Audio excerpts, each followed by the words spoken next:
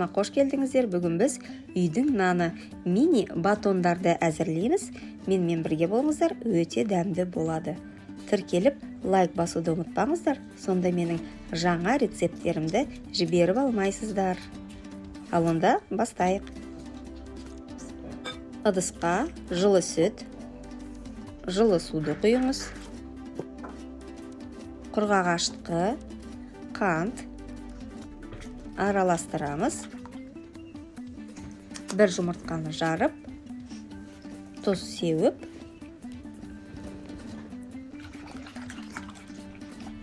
күнбағыс майын құямыз. Илеуіштен ұнды өткізіңіз және өте жұмсақ қамыр илеңіз. Ұн салғанда абай болыңыз. Көп ұн салып жібермеңіз, әтпесе наныңыз көтерілмей, жұмсақ болмай қалады.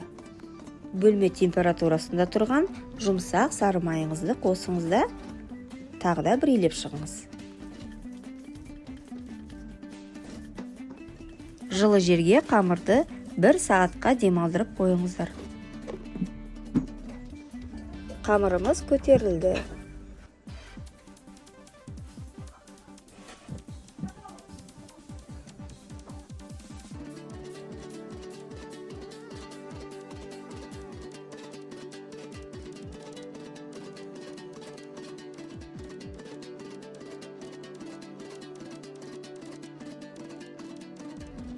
Қамырды бірнеше бөліктерге бөліңіз. Батонның қандай үлкендігін қаласаңыз, сондай мөлшерде кесіңіз.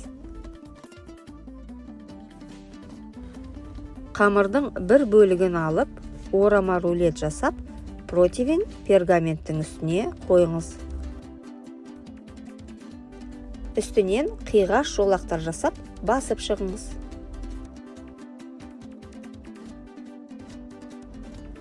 Жұмыртқаның сарысын жағып, үстінен күнжіт себіңіз.